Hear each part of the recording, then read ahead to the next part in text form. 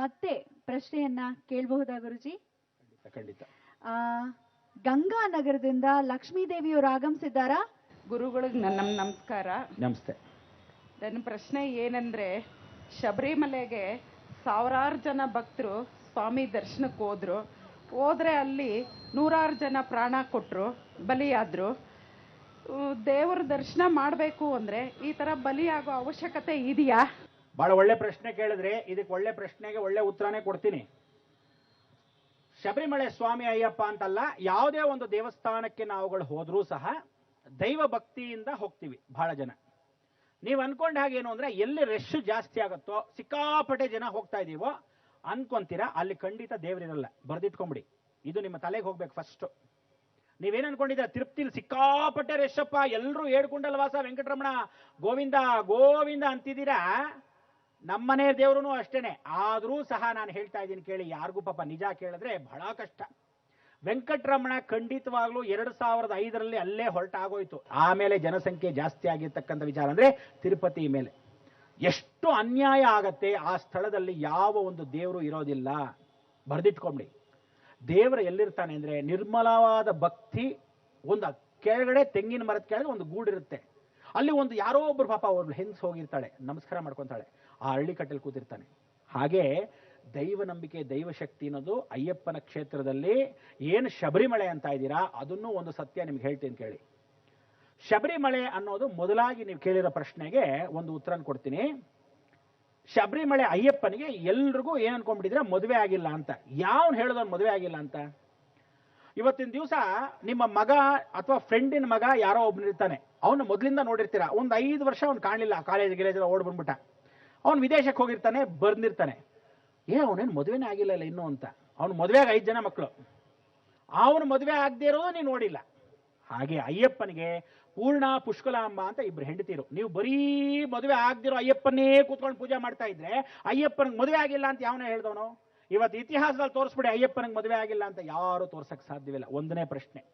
ಎರಡನೇದಾಗಿ ಧರ್ಮಸಾಷ್ಟ ಅಂದ್ರೆ, ಯಾರು ಹಿಂಗೆ ದಾರವನ್ನು ಹಾಕೊಂಡು ಚಕ್ಕಾಮಾಟ್ಲು ಹಾಕೊಳ್ಳದೆ ಅವನ ಮೇಲ್ಭಾಗದಲ್ಲಿ ಉಗ್ರವಾಗಿ ಊರ್ಘಾಲಲ್ಲಿ ಕೂತ್ಕೊಳ್ತಕ್ಕಂಥ ವಿಚಾರದಲ್ಲಿ ಮಾಡ್ಕೊಂಡಾಗ, ಅವನ ಆ ಪಾದದಲ್ಲಿ ಪೀಠಾಧಿಪತಿಗೆ ಹೀಗೆ ಕೂತ್ಕೊಂಡಾಗ ಇದು ಧರ್ಮಸಾಷ್ಟ ಅಂತ. ಅರ್ಥಸಾಷ್ಟ ಅಂದ್ರೆ ಅವನಿಗೆ 2 ಹೆಂಡತೀರ್ ಸಮೇತ ಇರೋ ಅಯ್ಯಪ್ಪನಿಗೆ ಅರ್ಥಸಾಷ್ಟ ಅಂತ ಕರೀತಾರೆ. ಕಿರಾತ ಸಾಷ್ಟ ಅಂದ್ರೆ ಹುಲಿ ಮೇಲೆ ಕೂತಿರೋ ಅಯ್ಯಪ್ಪನಿಗೆ ಕಿರಾತ ಸಾಷ್ಟ ಅಂತ. ಮೊದಲು ಬಹಳ ಸತ್ಯ ನಡೀತಾ ಇತ್ತು, ಅಷ್ಟೇ ದೈವ ಭಕ್ತಿ ಇತ್ತು. ಯಾತಕ್ಕೆ ಅಂದ್ರೆ ಶಬರಿಮಲೆಯಲ್ಲಿ ಇದ್ದಿದ್ದು ಅಯ್ಯಪ್ಪ ಅಲ್ವೇ ಅಲ್ಲ. ಹೇಳ್ತೀನಿ ಕೇಳಿ. ಶೇಷಾದ್ರಿ ಅಯ್ಯರ್ ಅಂತ ಒಬ್ರು, ನಂಬೂದ್ರಿ ಅಂತ ಇನ್ನೊಬ್ರು, ವೆಂಕಟ ನಂಬೂದ್ರಿ ಅಂತ, ಆಮೇಲೆ ಬಾಂಬೆಯಿಂದ ಬಂದಿರತಕ್ಕಂಥ ಶ್ರೀನಿವಾಸ ರೆಡ್ಡಿ ಅಂತ. ಈ 3 ಜನ ಫ್ರೆಂಡ್ಸು. ಶಬರಿಮಲೆ ಅಯ್ಯಪ್ಪ ದೇವಸ್ಥಾನದಲ್ಲಿ ಅಯ್ಯಪ್ಪ 50 ವರ್ಷದ ಹಿಂದೆ ಅಯ್ಯಪ್ಪನೇ ಇರಲಿಲ್ಲ ಅಲ್ಲಿ. ಬರ್ದಿಟ್ಕೊಳ್ಳಿ, ಇದು ಸತ್ಯನೇ. ಇದುವರ ತನಕ ಯಾರು ಪಬ್ಲಿಕ್ ಫಂಕ್ಷನ್ ನಲ್ಲಿ ಈ ತರ ವಿಚಾರ ಹೇಳಿಲ್ಲ. ನಾನು ಮನಸ್ಫೂರ್ತಿಯಾಗಿ ಹೇಳ್ತಕ್ಕಂಥ ವಿಚಾರ. ಬಿಕಾಸ್ ಆಲ್ ಇಂಡಿಯಾ ವಾಸ್ತು ಶಿಲ್ಪಶಾಸ್ತ್ರಕ್ಕೆ ನಾನೇ ಸ್ವತಃ ಜಾಯಿಂಟ್ ಸೆಕ್ರೆಟರಿ ಆಗಿರೋದ್ರಿಂದ ವಿಚಾರ ವಿಮರ್ಶೆಗಳು ಸತ್ಯವಾಗಿರುತ್ತೆ, ಕಹಿಯಾಗಿರುತ್ತೆ. ಅಲ್ಲಿ ಹೋದಾಗ ನೀವು ಅಯ್ಯಪ್ಪ ವಿಚಾರ ಇರಲೇ ಇರಲಿಲ್ಲ. ಅದೆಲ್ಲ ಯಾರ ಕ್ಷೇತ್ರ ಗೊತ್ತಾ? ಪಂಪಾ ಕ್ಷೇತ್ರ, ಸಾಕ್ಷಾತ್ ಸರ್ಪ ಕ್ಷೇತ್ರ. ಅದೆಲ್ಲ ಬರೀ ಏನ್ ಗೊತ್ತಾ? ಹಾವಿನ ಕ್ಷೇತ್ರ. ಇಲ್ಲಿ ಸುಬ್ರಹ್ಮಣ್ಯಂದೇ ಶಕ್ತಿ ಇರೋದು. ಆಗ ಏನ್ ಮಾಡಿದ್ರು, ನಮ್ಮಲ್ಲಿ ಕರ್ನಾಟಕದಲ್ಲಿ ಧರ್ಮಸ್ಥಳ ಬಹಳ ಪ್ರಸಿದ್ಧವಾಗಿತ್ತು. ಈ ಧರ್ಮಸ್ಥಳ ಬಹಳ ಪ್ರಸಿದ್ಧವಾಗಿದೆಯಲ್ಲ, ಆರ್ಥಿಕ ಪರಿಸ್ಥಿತಿಯಲ್ಲಿ ಕರ್ನಾಟಕಕ್ಕೆ ಬಹಳ ದುಡ್ಡು ಬರ್ತಾ ಇದೆಯಲ್ಲ ಅಂದ್ರು. ಆಂಧ್ರ ದೇಶ ಬಹಳ ಚೆನ್ನಾಗಿದೆ, ವೆಂಕಟರಮಣದಿಂದ ದುಡ್ಡು ಬರ್ತಾ ಇದೆ, ಆಂಧ್ರ ಒಳ್ಳೆ ಪರಿಸ್ಥಿತಿ ಇದೆ, ಬಿಕಾಸ್ ಗೌರ್ಮೆಂಟ್ ದುಡ್ಡು ಅಂತ ಅನ್ಕೊಂತಾ ಇದ್ರು. ಆದ್ರೆ ಕೇರಳಗೆ ಯಾವುದೇ ಆರ್ಥಿಕ ಪರಿಸ್ಥಿತಿ ಇರಲಿಲ್ಲ. ಅಂತ ಸಮಯದಲ್ಲಿ ಈ 3 ಜನ ಫ್ರೆಂಡ್ಸು ಆ ಕ್ಷೇತ್ರದ ಒಳ್ಳೆ ಶಕ್ತಿಯನ್ನ ಏನ್ ಮಾಡಿದ್ರು, ಅಯ್ಯಪ್ಪ ಅಂತಿಟ್ರು. ಅಯ್ಯನಾರ್ ಅಪ್ಪ. ಅಯ್ಯನಾರ್ ಅಂದ್ರೆ ಪರಮೇಶ್ವರ, ಅಪ್ಪ ಅಂದ್ರೆ ಸಾಕ್ಷಾತ್ ವಿಷ್ಣು. ಇವರಿಬ್ಬರನ್ನ ಸೇರಿಸಿದ್ರೆ ಹೇಗೆ ಅಂದ್ರೆ, ಕರ್ನಾಟಕ ಇರತಕ್ಕಂಥ ಮಂಜುನಾಥನ್ನ, ಆಂಧ್ರಲ್ಲಿ ಇರ್ತಕ್ಕಂಥ ಶ್ರೀನಿವಾಸನ್ನ ಇಬ್ರು ಸೇರಿಸಿದಾಗ ಹರಿಹರ ಸಂಗಮವಾಗಿರ್ತಕ್ಕಂಥ ಅಯ್ಯಪ್ಪನ್ನ ಪ್ರತಿಷ್ಠಾಪನೆ ಮಾಡೋಣ ಅಂತ ಹೇಳಿ 3 ವಿಗ್ರಹಗಳನ್ನ ಮಾಡಿಸಿದ್ರು. ಇವತ್ತು ಆ 2 ವಿಗ್ರಹಗಳು ನಾಟಕೋಟ್ ಚೆಟ್ಟಿಯಾರ್ ಒಬ್ಬರ ಮನೆಯಲ್ಲಿ ತಮಿಳುನಾಡಲ್ಲಿ ಕಾರೈಕುಡಿ ಡಿಸ್ಟ್ರಿಕ್ಟ್ ಅಲ್ಲಿ ಇದೆ. ಅದೇ ವಿಗ್ರಹ ಇನ್ನೊಂದು ಮಾಡಿಸಿರತಕ್ಕಂಥದ್ದು ಬಾಂಬೆಲಿದೆ. ಇನ್ನೊಂದು ವಿಶೇಷವಾಗಿರ್ತಕ್ಕಂಥ ಶಬರಿಮಲೆಯಲ್ಲಿ ನೋಡ್ತಾ ಇರೋದಿದೆ. ಈ 3 ಅಯ್ಯಪ್ಪಂದ್ರನ್ನ ಅವರಿಟ್ಟು ಸ್ನೇಹಿತರಾಗಿದ್ದಾಗ, ನಂಬಿಯಾರ್ ಅಂತಕ್ಕಂಥ ದೊಡ್ಡ ಸೂಪರ್ ಆರ್ಟಿಸ್ಟು, ಅವನು ದೊಡ್ಡ ವಿಲನ್ ಆಗಿದ್ರು MGR ಕಾಲದಲ್ಲಿ, ಬಹಳ ಒಳ್ಳೆಯ ನಟ. ಅವರು ಸ್ವಾಮಿಗಳಾದ ಮೇಲೆ ಇದನ್ನ ನಾನು ಜೀರ್ಣೋದ್ಧಾರ ಮಾಡ್ತೀನಿ ಅಂತ ಪ್ರತಿಜ್ಞೆ ಮಾಡಿ ನಡೆಸ್ಕೊಂಡು ಬಂದರು.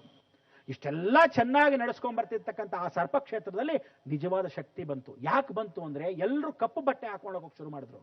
ಕಪ್ಪು ಅಂದ್ರೆ ಏನು? ಕರ್ಮವನ್ನ ಕಳ್ಕೊಳ್ಳೋಣ. ಆ ಕರ್ಮಗಳನ್ನ ಕಳ್ಕೊಳ್ಳಕ್ ಏನ್ ಮಾಡ್ಬೇಕು ನೀವು?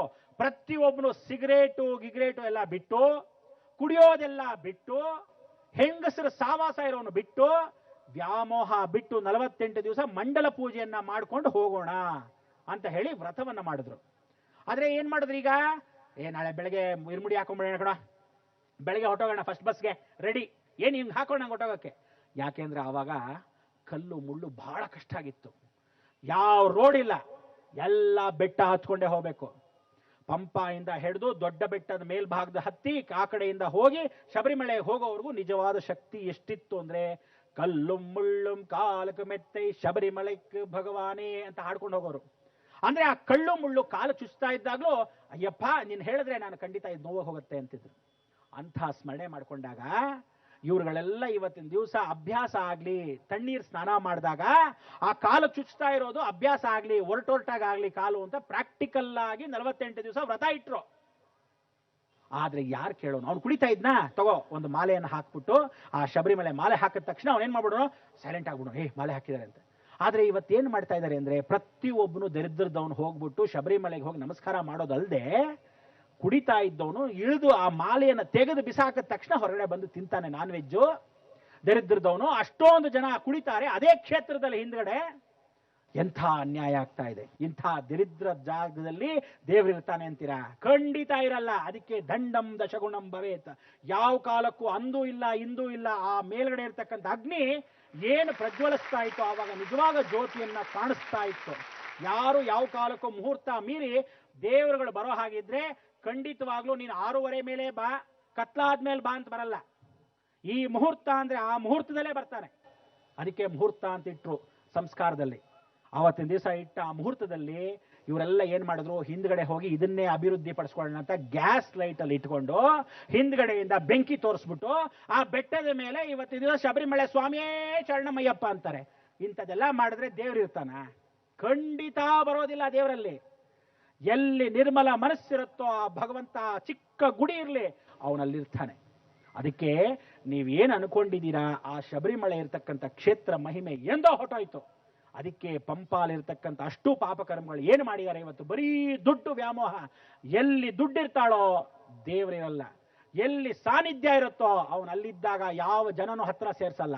ಯಾವಾಗ ಜನ ಸೇರ್ಸಕ್ ಶುರು ಮಾಡ್ತಾನೋ ಒಂದು ಮುಹೂರ್ತಕ್ಕೆ ಬರ್ತಾನೆ, ಹೊಟ್ಟೋಗ್ತಾ ಇರ್ತಾನೆ. ಅದಕ್ಕೆ ನಿಮಗೆಲ್ಲರಿಗೂ ನಾನು ಹೇಳಿದಾಗ ಅಹೋಬಿಲಕ್ಕೆ ಹೋಗಿ ಬನ್ನಿ ಅಂದಾಗ ಆ ಮುಹೂರ್ತ ತಿರುಗಿ ಸಿಗಲ್ಲ ಅಂತ. ಇವತ್ತೇನಾದ್ರೂ ಹೋಗಕ್ಕಾಗತ್ತಾ? 77,000 ಜನ ನಾನು ಹೇಳಿದ ತಕ್ಷಣ ಅಷ್ಟು ಜನ ಹೋದಾಗ ಆ ಶಕ್ತಿ ನಾನು ಕಳಿಸಿದ್ದಕ್ಕಲ್ಲ, ಆ ನರಸಿಂಹಸ್ವಾಮಿಯ ಋಣದಲ್ಲಿ ನಿಮಗೂ ಹಣೆ ಬರೆದಿತ್ತು. ಅವನು ಕರೆಸ್ಕೊಂಡ ಆವತ್ತು ದಿವಸ ಅಷ್ಟೂ ಜನಕ್ಕೆ ದರ್ಶನ ಮಾರ್ಗದಲ್ಲಿ ಶಕ್ತಿಯನ್ನು ಕೊಟ್ಟು ನಿಮ್ಮ ಕರ್ಮಗಳು ಕಳ್ಕೊಳ್ಳಕ್ಕೆ ಬೆಟ್ಟವನ್ನು ಹತ್ತಿಸ್ದ. ಇದು ಸತ್ಯವಾಗಿರ್ತಕ್ಕಂಥ ಅಹೋಬಿಲ ವಿಚಾರ. ಆ ರೀತಿ ನೀವೆಲ್ಲ ಏನ್ ಅನ್ಕೊಂಡಿದ್ದೀರಾ? ನಾನು ಅದೂ ಒಂದು ವಿಚಾರ ಹೇಳ್ಬಿಡ್ತೀನಿ ಕೇಳಿ. ಧರ್ಮಸ್ಥಳದಲ್ಲಿ ಮೊದಲಾಗಿ ಏನು ಬೇಡ ಯೋಚನೆ ಮಾಡಿ. ಎಷ್ಟು ಶಕ್ತಿ ಇತ್ತು ಅಂದ್ರೆ ಧರ್ಮಸ್ಥಳದಲ್ಲಿ ಅಣ್ಣಪ್ಪ ಭೂತ ಮೇಲೆ ಬೆಟ್ಟದ ಮೇಲೆ ಕೂತ್ಕೊಂಡಿದ್ರೆ ಧರ್ಮ ದೇವತೆ ನೆಲೆಸಿದ್ರು. ಏನಕ್ಕೆ ನೆಲೆಸಿತ್ತು ಅಣ್ಣಪ್ಪ ಭೂತದಲ್ಲಿ? ಅವನು ಹೇಳ್ತಾ ಇದ್ದ, ಎಷ್ಟು ಧರ್ಮ ಇರುತ್ತೋ, ಎಲ್ಲಿ ಧರ್ಮ ಇರುತ್ತೋ, ಯಾವತ್ತು ಅನ್ನದಾನ ನಡೀತಿರುತ್ತೋ ನಾನು ಅಲ್ಲಿ ಬಂದು ನಿಲ್ಲಿಸ್ತೀನಿ ಅಂತೇಳಿ ಪರಮೇಶ್ವರ ಅಣ್ಣಪ್ಪ ಭೂತನಿಗೆ ಹೇಳ್ದ. ಆಗ ಭೂತಗಣಗಳೆಲ್ಲ ಸೇರಿ ಅಣ್ಣಪ್ಪ ಭೂತನ ಸಮೇತವಾಗಿ ಇದೇ ಕದ್ರಿ ಮಂಜುನಾಥ ಏನ್ ಮಂಗಳೂರಲ್ಲಿ ನೋಡ್ತಾ ಇದೀವಿ, ಆ ಕದ್ರಿ ಮಂಜುನಾಥನ ವಿಗ್ರಹದಲ್ಲಿ ಆ ಭೂತಗಣಗಳ ಜೊತೆ ಜಗಳ ಮಾಡಿ ಅಲ್ಲಿರ್ತಕ್ಕಂಥ ತಲೆಯನ್ನ ಕಿತ್ಕೊಂಡು ಬಂದ ಅಣ್ಣಪ್ಪ ಭೂತ ತಂದು ಧರ್ಮಸ್ಥಳದ ಪ್ರತಿಷ್ಠಾಪನೆ ಮಾಡಿದ. ಆವಾಗ ಎಷ್ಟು ಶಕ್ತಿ ಅಂದ್ರೆ ಬಸ್ಸಲ್ಲಿ ಹತ್ತೋರು ನಿಮ್ಮ ಹಳೆ ಕಾಲದವ್ರ ಹತ್ರ ಕೇಳಿ.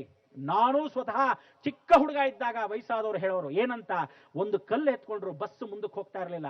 ಯಾಕೆ ಅಂದ್ರೆ ಅಷ್ಟು ಧರ್ಮ ಇತ್ತು. ರಾತ್ರಿ ಯಾವ ಬಾಗಿಲು ಹಾಕದೇ ಇದ್ರು ಎಷ್ಟು ಚೆನ್ನಾಗಿ ರಾತ್ರಿ ಮಲ್ಕೊಂತ ಇದ್ರು ಅಂದ್ರೆ ನಿಶ್ಶಬ್ದವಾಗಿರ್ತಿರ್ತಕ್ಕಂಥ ವಾತಾವರಣದಲ್ಲೂ ಕಳ್ತನ ಆಗ್ತಿರ್ಲಿಲ್ಲ. ಧರ್ಮ ಇತ್ತು, ಅನ್ನದಾನ ಶ್ರೇಷ್ಠವಾಗಿತ್ತು. ಅದಕ್ಕೆ ಇವತ್ತಿನ ದಿವಸ ಎಲ್ಲಿ ಭಗವಂತ ಇದ್ದಾನೆ ಹುಡುಕ್ಬೇಡಿ, ನೀವುಗಳು ನಿಮ್ಮಲ್ಲೇ ಇರ್ತಾನೆ. ನೀವು ಅದನ್ನು ಪ್ರಾರ್ಥನೆ ಮಾಡ್ಕೊಳ್ಳಿ, ಎಲ್ಲಿದ್ರೂ ಬರ್ತಾನೆ. ಆದ್ರಿಂದ ವಿನಾಶ ಕಾಲಕ್ಕೆ ಮಾತ್ರ ಯಾವತ್ತೋ ಅವನು ಖಂಡಿತವಾಗ್ಲೂ ದುಷ್ಟ ಸಂಹಾರಕ್ಕೆ ನಿಂತ್ಕೊಳ್ತಾನೆ. ಆದ್ರೆ ಭಗವಂತ ಆ ಬಲಿ ಕೇಳ್ತಾನ ಅಂತ ನೀವು ಹೇಳಿದ್ರಲ್ಲ, ಖಂಡಿತವಾಗ್ಲೂ ಬಲಿನೂ ತಗೊಂತಾನೆ. ಅದಕ್ಕೋಸ್ಕರ ಅವನ್ನ ಬ್ರಹ್ಮ ಅಂತ ಸೃಷ್ಟಿ ಮಾಡ್ತಾನೆ, ಚೆನ್ನಾಗಿರಪ್ಪ ಅಂತಾನೆ, ಪಾಲನೆ ಪೋಷಣೆ ಮಾಡ್ತಾನೆ, ತಾಯಿ ತರ ನೋಡ್ಕೊಂತಾನೆ. ಅದೇ ರೀತಿ ಏನಾದ್ರೂ ದಂಡನೆ ಮಾಡ್ಬೇಕಾದ್ರೆ ತಂದೆ ತರ ಕಪಾಳಕ್ಕೂ ಹೊಡಿತಾನೆ. ಆ ರೀತಿ ಲಯಕರ್ತನಾಗಿರ್ತಕ್ಕಂಥ ಪರಮೇಶ್ವರನ ಅವತಾರ ಈ ಕಲಿಯುಗ ಆಗಿರೋದ್ರಿಂದ ಇಂಥವ್ರಿಗೆ ಇಂಥದ್ದೇ ಸಾವು ಅಂತ ಹಣೆ ಬರದಲ್ಲಿ ಬರ್ದಿದಾಗ ಯಾರು ತಪ್ಸಕ್ ಸಾಧ್ಯವಿಲ್ಲ. ಒಳ್ಳೆಯವ್ರ ಜೊತೆ ಕೆಟ್ಟವರು ಹೋಗ್ತಾರೆ, ಕೆಟ್ಟವ್ರ ಜೊತೆ ಒಳ್ಳೆಯವರು ಪಾಲಾಗ್ತಾರೆ. ಇದು ಸತ್ಯ, ಅದು ನಿಮ್ಮ ವಾಕ್ಯ. ಧನ್ಯವಾದ ಗುರುಜಿ. ಬೊಮ್ಮನಹಳ್ಳಿಯಿಂದ ಗಾಯತ್ರಿ BS ಅವರು ಬಂದಿದ್ದಾರಾ? ಬಂದಿದ್ದಾರೆ. ಗುರುಗಳೇ, ಪ್ರತಿಯೊಬ್ರು ಬೆಳವಣಿಗೆ ಬೇಕು ಅಂತ ಕೇಳ್ತೀವಿ, ಮತ್ತೆ ಆಧುನಿಕತೆ ಅಂತ ತುಂಬಾ ಒಲವು ಮೂಡಿಸ್ಕೊಂಡಿದೀವಿ ನಾವು. ಆದ್ರೆ ನೀವು ಹಳೆ ಸಂಪ್ರದಾಯಗಳನ್ನ ಇಟ್ಕೊಳ್ಬೇಕು ಅಂತ ಹೇಳ್ತಾ ಇದ್ದೀರಾ. ಮತ್ತೆ ನಮ್ ನೈಟಿಗಳ ಮೇಲೆ ಯಾಕೆ ನಿಮ್ ಕಣ್ಣು? ಅದು ಯಾವ ಸಂಪ್ರದಾಯದಲ್ಲಿ ಬರ್ದಿದ್ದಾರೆ? ನೋಡಿ, ಬೆಳವಣಿಗೆ ಬೇಕು ಅಂತ ಕೇಳಿದಿರ, ಸಂತೋಷ. ದೇಹ ಬೆಳವಣಿಗೆನ, ಬುದ್ಧಿ ಬೆಳವಣಿಗೆ, ಜೀವಂತ ಬೆಳವಣಿಗೆನ ಎಲ್ಲಾನು ಬೇಕು ಅಲ್ವಾ? ಹೌದು ಗುರುಗಳು. ಎಲ್ರು ನೀವು ಕೇಳಿದ ಹಾಗೆ ನೈಟಿಗಳ ಮೇಲೆ ಕಣ್ಣು ಅಂತ ಹೇಳಿದ್ರಿ. ನಾನು ನೈಟಿಗಳ ಮೇಲೆ ಕಣ್ಣು ಯಾಕೆ ಹಾಕ್ತೀನಿ ಅಂದ್ರೆ, ಅವ್ರಗಳ ಮೇಲೆ ವಿಚಾರ ಅಂತಲ್ಲ. ಎಷ್ಟು ಜನ ತಪ್ಪು ಮಾಡ್ತೀರಾ ಅಂದ್ರೆ, ಆ ನೈಟಿನ ಅಕಸ್ಮಾತ್ ಪ್ರತಿದಿನ ಒಗ್ದಿದ್ರೆ ತಲೆ ಕೆಡಿಸ್ಕೊಂತಿರ್ಲಿಲ್ಲ. ರಾತ್ರಿ ಹಾಸಿಗೆ ಮೇಲೆ ಮಲಗಿರ್ತಾರೆ, ಗಂಡನ ಜೊತೆ ಮಲಗಿರ್ತಾರೋ, ಯಾರೋ ಈಚೆ ಆಗಿರ್ತಿರೋ, ಆ ನೈಟಿಗಳು ಹಾಕೊಂಡು ಅದೇ ಹಾಸಿಗೆಯಿಂದ ಬಂದು ಅಡಿಗೆ ಮಾಡ್ತೀರ. ಅಡಿಗೆ ಮನೆ ಒಳಗೆ ಯಾರಾದ್ರೂ ಪ್ರವೇಶ ಮಾಡ್ತಾರ? ಅಗ್ನಿ ಸ್ವರೂಪವಾಗಿರ್ತಕ್ಕಂಥ ಅಡಿಗೆ ಮನೆ ಎಷ್ಟು ಪವಿತ್ರವಾದ ಅಂದ್ರೆ, ಹೆಣ್ಣಿಗೆ ಎಷ್ಟು ಪಾತಿವ್ರತವಾಗಿರ್ತಕ್ಕಂಥ ಧರ್ಮ ಇದೆಯೋ, ಇವತ್ತು ನಮ್ಮ ಭಾರತ ದೇಶದಲ್ಲಿ ನಾರಿಯ ಪ್ರಥಮ ಧರ್ಮ, ನಾರಿಗಿರ್ತಕ್ಕಂಥ ಬೆಲೆ ಅಷ್ಟಿದೆ ಇವತ್ತಿನ ದಿವಸ. ಅದಕ್ಕೆ ಹೆಂಗಸರಿಗೆ ಕೊಡಬೇಕಾದ ಗೌರವ ಇವತ್ತಿನ ಎಲ್ಲೂ ಕೊಡಲ್ಲ, ಭಾರತ ದೇಶದಲ್ಲಿ ಒಂದೇ. ಅದಕ್ಕೆ ತ್ರಿಯಗ್ನಿ ಸಂಭೂತಂ ಅಂತ ಕರೀತಾರೆ. 3 ಅಗ್ನಿ ಅಂದ್ರೆ, ಒಂದು ಸೂರ್ಯ, 2ನೇದು ಹೆಣ್ಣು, 3ನೇದು ಮನೆ ಒಲೆ ಉರಿ. ಅಂತ ಮನೆ ಒಲೆ ಉರಿ ಜಾಗದಲ್ಲಿ ಇವಳು ನೈಟಿ ಹಾಕೊಂಡು ಹೊರಭಾಗದಲ್ಲಿರ್ತಕ್ಕಂಥ ಅಷ್ಟೂ ಜನ ಎಲ್ಲಾರು ನೋಡೋ ಹಾಗೆ ಆ ನೈಟಿ ಏನಾದ್ರೂ ಪೂರ್ತಿಯಾಗಿ ಟಾರ್ಪಾಲ್ ತರ ಇದ್ರೆ ಪರವಾಗಿಲ್ಲ. ಅದು ಯಾವ್ದೋ ಕರ್ಟನ್ ತರ ಈ ಕಡೆ ಕಂಡ್ರೆ ಆ ಕಡೆ ಕಾಣೋ ಅಂತದ್ದು ಹಾಕೊಂಡ್ರೆ ಮರ್ಯಾದೆ ಇರತ್ತಾ? ವಯಸ್ಸಾದ ಮುದುಕರು ಕೂಡ ಹಿಂಗೆತ್ತು ತಲೆ ಎತ್ತು ನೋಡ್ತಾರೆ, ದರಿದ್ರದವರು. ಆವಾಗ ಅವಮಾನ ಆಗೋದು ಯಾರು? ಆ ನೈಟಿ ಹಾಕೊಂಡವ್ರಿಗೆ ಅಲ್ವಾ? ಅದಕ್ಕೋಸ್ಕರ ಗೌರವ ಅಗೌರವಗಳನ್ನ ನಾವೇ ತಂದ್ಕೊಳ್ಳೋದೇ ಹೊರತು ಹೆಂಗಸರನ್ನ ಅಂತವ್ರನ್ನೆಲ್ಲ ಯಾಕೆ ಬೈತೀನಿ ಅಂದ್ರೆ, ಇನ್ನು ಮೇಲಾದ್ರೂ ನೋಡಿ ಬೇರೆಯವ್ರು ಆಡ್ಕೊಂತ ಇದ್ದಾರೆ, ನಿಮ್ಗಳನ್ನ ಹಿಂಗೆ ಆಡ್ಕೊಂಡ್ರೆ ಚೆನ್ನಾಗಿರಲ್ಲ ಅನ್ನೋ ಉದ್ದೇಶದಿಂದ ಬೈತೀನಿ ಹೊರತು ನಿಮ್ ನೈಟಿ ಕಟ್ಕೊಂಡು ನನಗೇನೇ ಆಗಬೇಕು.